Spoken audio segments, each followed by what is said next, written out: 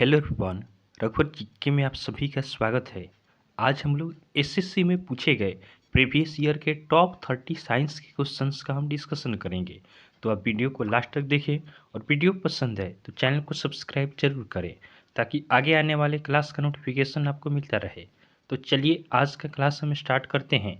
हमारा first question है BIOS का विस्तृत रूप है। हमें फुल फॉर्म बताना है आपका BIOS। तो इसका फुल फॉर्म आपका होता है बेसिक इनपुट आउटपुट सिस्टम। क्या होता है? बेसिक इनपुट आउटपुट सिस्टम होता है। तो ऑप्शन डी हमारा सही आंसर होगा।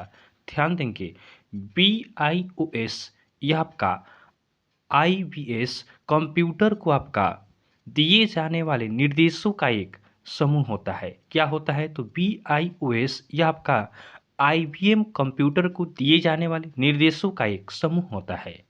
नेक्स्ट क्वेश्चन को देखते हैं। अगला प्रश्न है अनुपम क्या है? तो देखिए अनुपम मीन्स क्या होता है? अनुपम मीन्स हम जानते हैं कि सुंदर होता है, तो इसी से इसका आंसर हम देख सकते हैं। तो अनुपम क्या है? तो अनुपम आपका एक सुपर कंप्यूटर होता है। क्या होता है? एक सुपर कंप्यूटर होता है। तो ऑप्शन बी हमारा सही आंसर होगा। नेक्स्ट क्वेश्चन है कंप्यूटर के प्रोसेसर की गति को निम्नलिखित में से किसमें मापा जाता है? कंप्यूटर के प्रोसेसर की गति को निम्नलिखित में से किसमें मापा जाता है? तो कंप्यूटर के प्रोसेसर की गति इसे आपका MIPS में मापा जाता है। तो ऑप्शन बी हमारा सही आंसर होगा।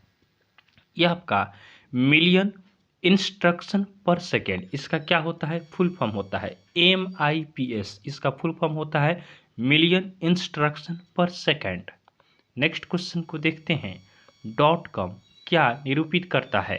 तो डॉट कॉम यह आपका क्या निरूपित करता है? तो डॉट कॉम आपका संचार क्षेत्र को निरूपित करता है। तो ऑप्शन डी हमारा सही आंसर होगा कि डॉट कॉम यह आपका संचार क्षेत्र को निरूपित करता है। नेक्स्ट क्वेश्चन है कार्य का मात्रक है। कार्य का मात्रक क्या है? तो कार्य इसका मात्रक आपका जूल होता है। कार्य का मात्रक क्या होता है? तो आपका जूल होता है। ध्यान देंगे कार्य अर्थात वर्क, वर्क बराबर क्या होता है? तो वर्क आपका होता है इक्वल होता है फोर्स इनटू डिस्प्लेसमेंट का। वर्क क्या होता है? फोर्स इनटू डिस्प्लेसमेंट होता है। तो देखिए फोर्स का यूनिट क्या होता है? फोर्स का यूनिट आपका न्यूटन होता है और डिस्टेंस का क्या होता है? मीटर होता है। तो दूसरा आपका इसका यूनिट क्या हो जाएगा? न्यूटन मीटर हो जाएगा। और इसका डायमेंशन का बात करें तो आपका कार्य का डायमेंशन क्या होता है? तो कार्य का डायमेंशन आपका ML/T-2 होता है। तो आप इन सभी पॉइंट्स को ध्यान रखेंगे। नेक्स्ट क्वेश्चन को देखते हैं। अगला प्रश्न है प्रकाश वर्ष इकाई है। प्रकाश वर्ष यह आपका किसका इकाई है? तो प्रकाश वर्ष यह आपका दूरी का इकाई है। तो ऑप्शन ए हमारा सही आंसर होगा। खगोलीय दूरी को व्यक्त करने के लिए प्रकाश वर्ष का आपका यूज किया जाता है। नेक्स्ट क्वेश्चन को देखते हैं। अगला प्रश्न है पारसेक इकाई है। तो पारसेक यह आपका किसका इकाई है? तो पारसेक यह भी आपका दूरी का ही इकाई है। तो ऑप्शन ए हमारा सही आंसर होगा। नेक्स्ट क्वेश्चन को देखते हैं। अगला प्रश्न है निम्नलिखित युग्मों में से किन भौतिक राशियों के समान विमीय सूत्र नहीं है? तो आपका इनमें से किन आपका भौतिक राशियों के समान विमीय सूत्र नहीं है? तो देखिए ऑप्शन ए में है बल। तो बल का आपका विमीय सूत्र क्या होता है? तो बल का विमीय सूत्र आपका होता है ML/T-2 होता है। दाब का विमीय सूत्र क्या होता है? तो दाब का विमीय सूत्र आपका होता है ML-1 और T-2 होता है। तो देखिए दोनों का आपका विमीय सूत्र क्या है? अलग अलग है। तो हमारा सही आंसर क्या हो जाएगा? ऑप्शन ए हमारा सही आंसर हो जाएगा। कार्य एवं ऊर्जा इनका विमीय सूत्र समान होता है। क्या होता है? तो यह आपका होता है ML/T-2 होता है। उसके बाद आवेग एवं संवेग इसका भी विमीय सूत्र समान होता है। क्या होता है? तो ML/T-1 होता है। उसके बाद भार एवं बल इसका भी विमीय सूत्र समान होता है। क्या होता है? तो ML/T-2 होता है। तो आप इन सभी डायमेंशंस को आप ध्यान रखेंगे। नेक्स्ट क्वेश्चन है पदार्थ के संवेग और वेग के अनुपात से कौन सी भौतिक राशि प्राप्त की जाती है? देखिए क्या करना है हमें? संवेग, संवेग और वेग के अनुपात से कौन सी भौतिक राशि प्राप्त होगी? तो देखिए संवेग बराबर क्या होता है? तो संवेग यह आपका द्रव्यमान, यह क्या होता है? संवेग आपका होता है द्रव्यमान इंटू आपका बेग होता है और नीचे क्या है, नीचे भी आपका बेग है। देखिए बेग से बेग कट गया तो क्या बचा, हमें द्रव्यमान प्राप्त होता है। तो ऑप्शन बी हमारा सही आंसर होगा। पदार्थ के संवेग और वेग के अनुपात से हमें द्रव्यमान प्राप्त होगा। नेक्स्ट क्वेश्चन को देखते हैं। शून्य में स्वतंत्र रूप से गिरने वाली वस्तुओं का, तो शून्य में आपका स्वतंत्र रूप से किसी वस्तु को गिराया जाता है तो इसका आपका त्वरण समान होता है। क्या होगा, समान त्वरण होता है। ऑप्शन सी हमारा सही आंसर होगा। ध्यान रखेंगे त्वरण किसे कहते हैं, तो वेग में परिवर्तन के दर को आपका त्वरण कहा जाता है। और त्वरण का यूनिट क्या होता है, तो त्वरण का ऐसा यूनिट आपका मीटर पर सेकेंड स्क्वायर होता है। नेक्स्ट क्वेश्चन है, रॉकेट डैश के सिद्धांत पर कार्य करता है। रॉकेट यह आपका किस सिद्धांत पर काम करता है, तो रॉकेट यह आपका संवेग संरक्षण के सिद्धांत पर काम करता है। तो ऑप्शन डी हमारा सही आंसर होगा। नेक्स्ट क्वेश्चन है, अश्व यदि एकाएक चलना प्रारंभ कर दे तो अश्वरोही के गिरने की आशंका का कारण है। देखिए कोई भी गाड़ी हो गया या अश्व हो गया, इस पे हम बैठते हैं और एकाएक कोई चीज़ चलना प्रारंभ कर देता है तो हम पीछे की तरफ झुक जाते हैं। तो इसका कारण क्या होता है, तो इसका कारण आपका होता है विश्राम जड़त्व। क्या होता है, विश्राम जड़त्व होता है। क्योंकि हम होते हैं रेस्ट में और रेस्ट में होते हैं तो बॉडी हमारा रेस्ट में होता है। एकाएक हम क्या होते हैं, मोशन में होते हैं तो हमारा बॉडी पीछे की तरफ जाता है। तो इसको आपका विश्राम जड़त्व कहा जाता है। नेक्स्ट क्वेश्चन है, बल का गुणनफल है। तो बल का गुणनफल है, बल आपका किसका गुणनफल है, तो बल आपका द्रव्यमान और त्वरण का आपका गुणनफल होता है। तो ऑप्शन बी हमारा सही आंसर होगा। और ध्यान रखेंगे बल क्या है, बल आपका सदिश राशि है। कौन सी राशि है, तो बल आपका सदिश राशि है। उसके बाद बल का यूनिट क्या होता है, तो इसका यूनिट आपका न्यूटन होता है। नेक्स्ट क्वेश्चन को देखते हैं। अगला प्रश्न है, किसी मनुष्य का भार पृथ्वी पर, भार कितना है, पृथ्वी पर आपका 600 न्यूटन है, तब चंद्रमा पर उसका भार कितना होगा। देखिए यहाँ पे भार की बात हुई है तो देखिए यहाँ पे पृथ्वी पे भार कितना है, पृथ्वी पे आपका भार है 600 न्यूटन, तो चंद्रमा पर भार कितना होगा, तो चंद्रमा पर आपका भार पृथ्वी के भार का 1/6 गुना होता है। तो देखिए 1/6 इसको क्या करेंगे, डिवाइड कर देंगे तो कितना आ जाएगा, 100 न्यूटन आ जाएगा। तो हमारा सही आंसर क्या होगा, ऑप्शन डी हमारा सही आंसर होगा कि पृथ्वी पर किसी वस्तु का भार अगर 600 न्यूटन है तो चंद्रमा पर कितना होगा, तो चंद्रमा पर पृथ्वी का भार का 1/6 हो जाता है। तो 1/6 चीज़ को क्या किए, मल्टीप्लाई किए तो आपका क्या आया, 100 न्यूटन आया। वहीं अगर द्रव्यमान पूछता तो द्रव्यमान आपका पृथ्वी और चंद्रमा दोनों पे क्या होता है, समान होता है। आप इसे भी ध्यान रखेंगे। नेक्स्ट क्वेश्चन को देखते हैं। अगला प्रश्न है, एक परमाणु के 3 आधारभूत अवयव हैं। तो परमाणु के आधारभूत अवयव ये कौन कौन से होते हैं, तो ये आपके होते हैं प्रोटॉन, न्यूट्रॉन और इलेक्ट्रॉन होता है। तो ऑप्शन बी हमारा सही आंसर होगा। ध्यान देंगे प्रोटॉन और न्यूट्रॉन ये आपका किसी भी परमाणु के नाभिक में पाए जाते हैं, अर्थात कहाँ पाए जाते हैं, इसके सेंटर में पाए जाते हैं। और इलेक्ट्रॉन कहाँ पाया जाता है, इलेक्ट्रॉन आपका नाभिक के बाहर पाया जाता है। नेक्स्ट क्वेश्चन को देखते हैं। अगला प्रश्न है, द्रव्यमान संख्या किसका योग है।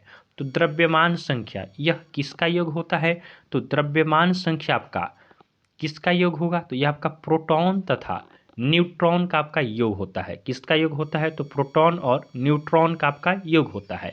तो ऑप्शन बी हमारा सही आंसर है। नेक्स्ट क्वेश्चन है, निम्नलिखित में से कौन सा एक न्यूक्लियॉन नहीं है। कौन सा आपका न्यूक्लियॉन नहीं है, तो ध्यान देंगे न्यूक्लियॉन क्या होता है, तो न्यूक्लियॉन आपका परमाणविक नाभिक के निर्माण में प्रयुक्त कण को कहते हैं। तो परमाणु के नाभिक के निर्माण में कौन कौन कण उपयोग किए जाते हैं, तो ये आपके प्रोटॉन होते हैं, न्यूट्रॉन होते हैं और प्रोटॉन का ही आपका पॉजिट्रॉन होता है। लेकिन इलेक्ट्रॉन जो होते हैं ये नाभिक में नहीं पाए जाते हैं, ये आपके सेल में पाए जाते हैं। तो ऑप्शन सी हमारा सही आंसर होगा। नेक्स्ट क्वेश्चन है, इलेक्ट्रॉन का एंटी पार्टिकल क्या है। इलेक्ट्रॉन का आपका क्या बताना है, एंटी पार्टिकल क्या है। तो इलेक्ट्रॉन का एंटी पार्टिकल क्या होगा, अपोजिट क्या होगा, तो ये आपका पॉजिट्रॉन हो जाएगा। क्या होगा, पॉजिट्रॉन होगा। ऑप्शन ए हमारा सही आंसर होगा। ध्यान देंगे इलेक्ट्रॉन का खोज किसने किया? तो इलेक्ट्रॉन का खोज ये आपका जे थॉम्सन द्वारा किया गया है। उसके बाद प्रोटॉन का खोज किसने किया? तो प्रोटॉन का खोज ये आपका रदरफोर्ड द्वारा किया गया है। उसके बाद न्यूट्रॉन का खोज किसने किया? तो न्यूट्रॉन का खोज ये आपका चैडविक द्वारा किया गया है। नेक्स्ट क्वेश्चन है, किसी परमाणु की परमाणविक संख्या से निम्न में से किसकी संख्या का पता चलता है? किसी परमाणु की परमाणविक संख्या से निम्न में से आपका किसकी संख्या का पता चलता है? तो परमाणु के आपका परमाणविक संख्या से इससे हमें प्रोटॉन का पता चलता है। तो ऑप्शन बी हमारा सही आंसर होगा। नेक्स्ट क्वेश्चन को देखते हैं। अगला प्रश्न हमारा है, निम्नलिखित तत्वों में से किसकी परमाणु संख्या नियॉन की तुलना में अधिक है? तो देखिए, नियॉन की तुलना में किसकी परमाणु संख्या अधिक है यह हमें बताना है। तो नियॉन का आपका परमाणु संख्या क्या होता है? तो नियॉन का परमाणु संख्या आपका क्या होता है? 10 होता है। उसके बाद देखिए, ऑक्सीजन का परमाणु संख्या कितना होता है? तो ऑक्सीजन का 8 होता है। मैग्नीशियम का कितना होता है? तो मैग्नीशियम का परमाणु संख्या आपका 12 होता है। नाइट्रोजन का कितना होता है? तो नाइट्रोजन का आपका 7 होता है। बोरॉन का कितना होता है? तो बोरॉन का आपका 5 होता है। तो हमें क्वेश्चन पूछा क्या है कि निम्नलिखित में से किसकी परमाणविक संख्या आपका नियॉन की तुलना में अधिक है? तो नियॉन का कितना है? 10। इससे अधिक किसका है? तो इससे अधिक आपका मैग्नीशियम का है, जो हमारा ऑप्शन बी क्या होगा? सही आंसर होगा। नेक्स्ट क्वेश्चन है, निम्नलिखित में से किसकी परमाणविक संख्या क्लोरीन की तुलना में अधिक है? तो देखिए, क्लोरीन का आपका परमाणु संख्या कितना होता है? तो क्लोरीन इसका आपका परमाणु संख्या कितना होता है? 17 होता है। ऑप्शन ए में है पोटेशियम। पोटेशियम आपका परमाणु संख्या कितना होता है? 19 होता है। उसके बाद क्या है? सल्फर। तो सल्फर का आपका क्या होता है? 16 होता है। एल्यूमिनियम का कितना होता है? तो एल्यूमिनियम का आपका 13 होता है। और फॉस्फोरस का कितना होता है? तो फॉस्फोरस का आपका 15 होता है।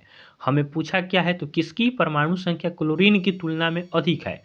तो क्लोरीन की तुलना में अधिक किसका है? तो 17 से अधिक आपका क्या है? पोटेशियम का है, जिसका परमाणु संख्या कितना होता है? 19 होता है। नेक्स्ट क्वेश्चन को देखते हैं। नेक्स्ट क्वेश्चन है, निम्नलिखित किन कणों में कणीय तरंग की द्विप्रकृति पाई जाती है? किसमें आपका कणीय तरंग की द्विप्रकृति पाई जाती है?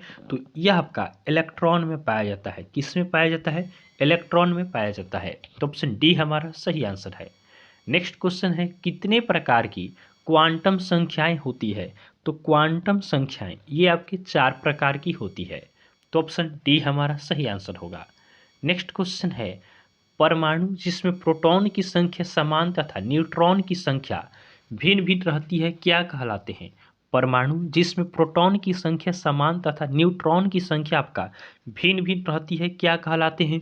तो ये आपके समस्थानिक कहलाते हैं। काफ़ी इंपॉर्टेंट क्वेश्चन है, आप इसे ध्यान रखेंगे कि प्रोटॉन की संख्या क्या है? समान है, लेकिन न्यूट्रॉन की संख्या भिन्न भिन्न है, तो इसे क्या कहेंगे? समस्थानिक कहा जाएगा। नेक्स्ट क्वेश्चन है, जब किसी तत्व के परमाणु की एक से ज़्यादा द्रव्यमान संख्या होती है तो उसे क्या कहते हैं? इसमें द्रव्यमान संख्या क्या है?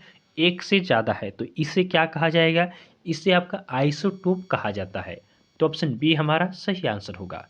नेक्स्ट क्वेश्चन है, संभारकों में डैश होता है। देखिए, संभारक में क्या होता है? तो संभारक में आपका क्या होगा? समान भार संख्या होगा, किंतु विभिन्न आपका परमाणु संख्या होगा। तो ऑप्शन ए हमारा सही आंसर होगा। देखिए, समभारक मतलब समान भार, तो समान भार होगा और उसके बाद आपका विभिन्न परमाणु संख्या होगा। तो ऑप्शन ए हमारा सही आंसर है। नेक्स्ट क्वेश्चन है, किसी परमाणु की उच्चतम ऊर्जा स्तर में स्थित इलेक्ट्रॉनों की संख्या डैश कहलाती है? तो उच्चतम ऊर्जा स्तर में आपका स्थित इलेक्ट्रॉन संख्या यह क्या कहलाती है? तो यह आपका संयोजकता इलेक्ट्रॉन कहलाता है। मतलब क्या है? आपका उच्चतम ऊर्जा स्तर, अर्थात आपका आउटर मोस्ट सेल में, जैसे कोई आपका परमाणु है, इसके बाहरी कक्षा में जो आपका इलेक्ट्रॉन पाया जाता है उसी को क्या कहते हैं? संयोजकता इलेक्ट्रॉन कहा जाता है। नेक्स्ट क्वेश्चन है, रेडियो सक्रियता की परिघटना की खोज किसने की? रेडियो सक्रियता यह आपका किसके द्वारा खोजा गया है? तो यह आपका हेनरी बेकेरेल द्वारा खोजा गया है। तो ऑप्शन सी हमारा सही आंसर होगा।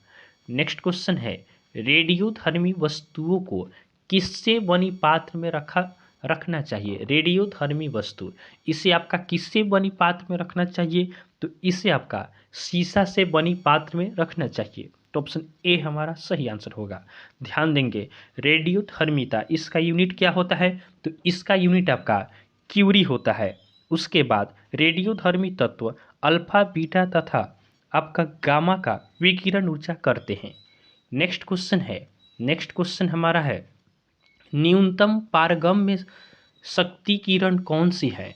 न्यूनतम आपका पारगम्य किरण शक्ति कौन सी है, तो ध्यान देंगे इस प्रश्न का हमारा सही आंसर होगा अल्फा किरण। क्या होगा, अल्फा किरण होगा। तो ऑप्शन ए हमारा सही आंसर होगा कि न्यूनतम पारगम्य शक्ति किरण ये आपकी अल्फा किरण है। तो इस तरह हमने एसएससी में पूछे जाने वाले प्रीवियस ईयर के टॉप 30 क्वेश्चंस का हमने डिस्कशन किया है। तो आपको वीडियो पसंद आया हो तो आप वीडियो को लाइक करें और चैनल को सब्सक्राइब जरूर करें। तो चलिए आज के लिए हम इतना ही रखते हैं, फिर नेक्स्ट वीडियो में आपसे मिलेंगे। तब तक के लिए धन्यवाद।